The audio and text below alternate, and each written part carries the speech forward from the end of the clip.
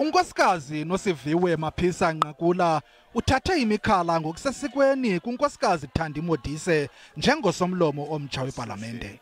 I accordingly declare Honorable Nosiviwe Mapisa-Nqakula duly elected as the Speaker of the National Assembly.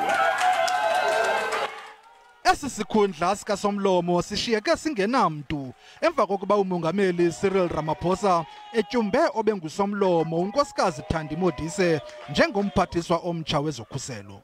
With respect to ministers, I am making the following new appointments. Unkosikazi Nosiviwe Mapisa-Nqakula ebetshitshisana nomgqatswa we-DA uGqirha Annelie Lotriet ngesi sikhundla yaye ufumene ivoti ezi-199 kwezo zi-298 ngelixa uGqirha Lotriet efumene ezi-82 kuphela. There were two nominees, Mapisa-Nqakula, 199 votes, 199. The second nominee, Lotriet, 82 votes. Ibikokoqala ke amalungu epalamente ephume ngobuninzi sukela yaqala inkqubo yokumiswa ngqi kwentshukumo kweli. Kuye kwanyanzeleka ukuba amalungu epalamente abekho buqu khona ukuze iqhube kakuhle inkqubo yovoto. Usomlomo omtsha wale ndlu yowiso-mthetho uzibophelele ukuba uza kuzinikela kumsebenzi wakhe. Therefore, fully appreciate, honorable members, the extent of the transition that I must personally make in order to fulfill my obligations and those of this House, to ensure accountability and oversight of the executive branch. Ukanti iqela le-EFF khange lithabathe inxaxheba kule seshoni ngelithi alihambisani nelinyathelo likamongameli Cyril Ramaphosa kuba linyasha amagunya ohlukeneyo ezolawulo.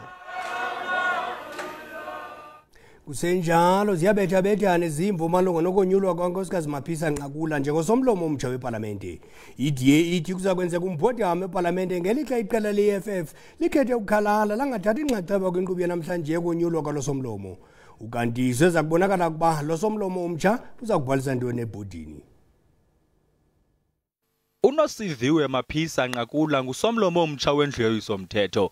Kaloku uthatha intambo azifumana kuThandi Modise othe tyishi eyokuba ngumphathiswa wezokhuselo kweli lizwe. Ukanti ke eso sikhundla besisesakhe lo kaMapisa-Nqakula. Ingaba bethu kuzawudika ngoku eza kutshanje ezivele epalamente zithetha ukuthini kumaqela ezopolitiko ameleyo kulaa ndlu yowiso-mthetho. If I was Cyril Ramaphosa, I would be terribly nervous about the fact that someone who stood by while an insurrection was happening in our country did absolutely nothing but blame the Minister of Police and blame everybody else, is now the Speaker of the executive arm of government in our parliament, in the legislature. I-IFP disemva kwakhe ke usomlomo omtsha wendlu yowiso-mthetho. We were not in favor of supporting the person that got elected. However, now that that is said and done and democracy has played its part, we will offer our fullest support to the Speaker of the House because we respect the office of the Speaker. FF Plus sithi kuyabonakala okokuba iyantlokwana ezingaphakathi kwe-ANC siza kuyichaphazela kakhulu inkqubo yasepalamente. We can accept that for the majority of those, that 17 votes are spoiled votes from the ANC in itself.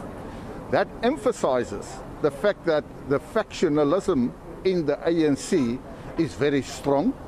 Ngoku ke umcelimngeni ujamelene ngqo noNosiviwe Mapisa-Nqakula emveni koba ke kwakho ingxolo ngokonyulwa kwakhe azibonakalisa okokuba ungumntu olungeleyo lo msebenzi. NdinguAbongile Dumako kwiindaba ze-SABC eRhawutini.